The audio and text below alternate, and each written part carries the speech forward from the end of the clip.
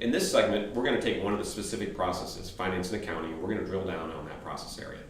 In the previous segments, we've spoken about the marketplace and we've talked about some of the challenges, but here we want to go a little bit deep into how do you pick and where do you pick from. So, Sarah, talk to me about the kind of the phases we see enterprises go through in their adoption. Well, typically what we see are 4 phases, and they very much go with the maturity of adoption. Firstly, it's introduction of automation to the enterprise or the business unit that's going for it first, ahead of others maybe. Then there's the early adoption stage, where they might take a proof of concept that was used in the initial introduction phase. So this is literally somebody out of the accounting organization. Yeah, they might be taking. They've gone to a conference. Yeah. They've started to kind of build their own robots for their own area. And even that takes a bit of doing, because they need to do some risk assessment. They need to identify what process it is they're going to do the proof of concept on, and then they scale it up. And so this is the early adoption stage. And they find it gets a little more complicated. Yeah, and then they go on to actually developing their capability. Having gained some early knowledge, they then go on to developing their capability. So maybe starting out on a center of excellence, taking that early development into a bigger kind of scale.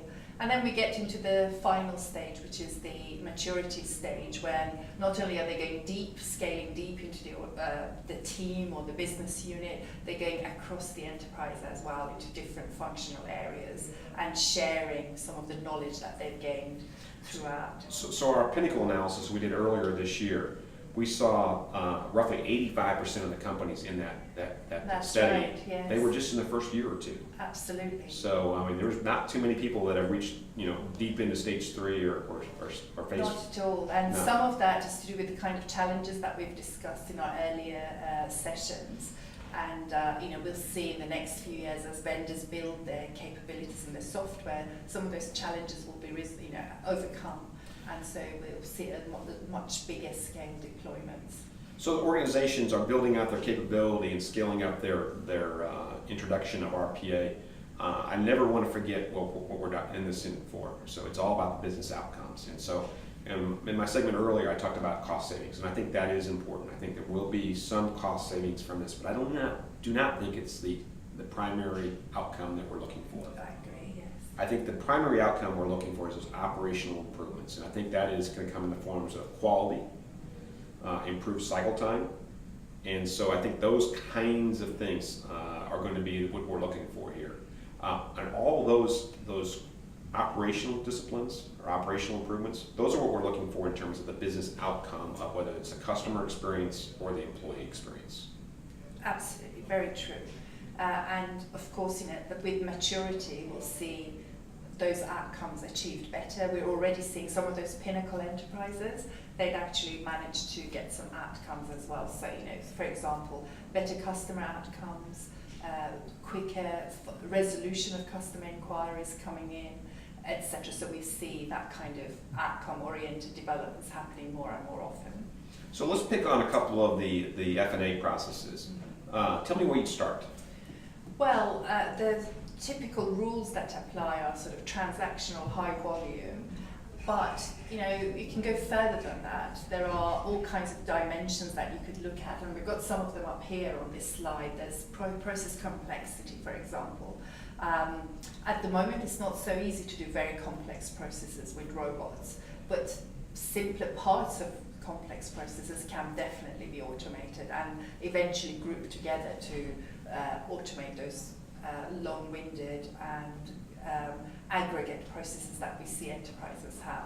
There are other factors such as how digitized is the process already. Some enterprises are extremely good at using the full features of their ERP systems and really automating through the ERP system. Some aren't so good. Some are still trying to get the ERP to work in the first place. So there are areas where, for example, RPA can fill the gaps that exist between systems, between the older systems and newer systems that tend to be more digital. Other areas such as existing process problems. You know, we see a backlog of issues, for example, a backlog of cases to be processed.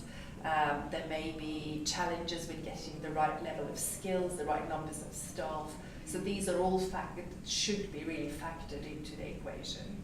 Yeah, and when I think about all those dimensions you're talking about, you know, I think initially there's a focus on the technology, but I think over the grander scheme of things, it really is into focusing on the business process and understanding, you know, this is about business process reengineering, using a tool or set of tools to make those better.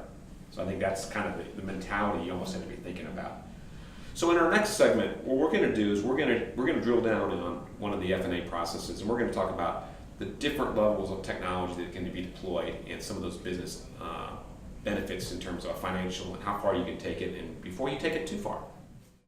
Thank you for watching our video series on the RPA Playbook. As I alluded to in some of the segments, 200 pages of detailed content. If you want to click the link, we'd be happy to send you a summary of the playbook, and we'd like to talk to you more.